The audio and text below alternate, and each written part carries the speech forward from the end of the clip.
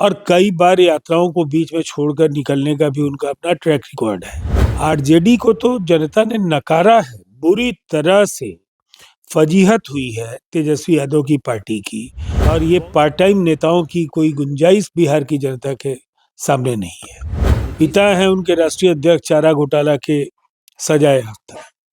क्या भ्रष्टाचार पे लोग बात करते हैं। तेजस्वी जी यात्रा करें, घर में बैठे, जनता को उनकी न चिंता है न जनता को उनसे कोई उम्मीद है। जेडीयू के राष्ट्रीय प्रवक्ता राजीव रंजन प्रसाद हमारे साथ बातचीत करने के लिए हैं। मुख्यमंत्री नीतीश कुमार भी जनवरी में यात्रा पर जा रहे हैं। नेता प्रतिपक्ष अब विदेश दौरे से वापस इंडिया लौटे हैं तो यात्रा पर निकल रहे हैं। अब देखिए, दोनों यात्राओं का फर्क समझ लीजिए। बिहार के मुख्यमंत्री नीतीश कुमार जी 16वीं बार यात्रा पर निकल रहे हैं और जो योजनाएं चल रही हैं उनका वो मुआयना करेंगे, जनता का फीडबैक लेंगे और इस फीडबैक से जो भविष्य की जो योजनाएं हैं उनका जन्म भी होगा। इसलिए कि 2025 से 30 के बीच देश के 5 सफलतम राज्यों की 5 में बिहार को खड़े करने का जो नीतीश कुमार जी का संकल्प है, उस दृष्टि से कई कालजयी युगांतकारी निर्णय आने वाले दिनों में होंगे। और यात्राओं के जरिए पहले भी नीतीश कुमार जी सत्ता में हो या संघर्ष के दौरान भी उन्होंने जन आकांक्षाओं को पहचाना, लोग क्या चाहते हैं उसके अनुरूप बड़े फैसले लिए और उसके बाद 20 वर्षों का जो ये शानदार सफर है, एक मुकम्मल ऊंचाई पर बिहार को उन्होंने पहुंचाया है। तेजस्वी यादव यात्रा कर रहे हैं, आपकी सरकार की पोल खोलेंगे। लगातार राजद के लोग कह रहे हैं कि नीतीश कुमार के शासनकाल के दौरान भ्रष्टाचार बिहार में 20 वर्षों में उत्पन्न हुआ है। IRCTC और लैंड जॉब खुद झेल रहे हैं। पिता हैं उनके राष्ट्रीय अध्यक्ष चारा घोटाला के सजाए याफ्ता।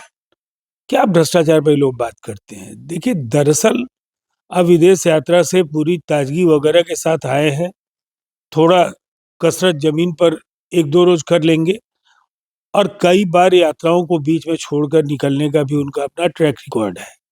बिहार की जनता ने एक अजेय अपराजित जनादेश नीतीश कुमार जी के नेतृत्व में इसीलिए दिया है कि उन्हें भरोसा है और अपना आशीर्वाद इसीलिए जनता उन पर उनको बार बार देती रही है।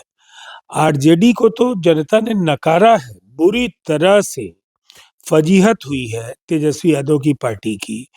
बहुत ही मुश्किल से नेता प्रतिपक्ष की कुर्सी बची है।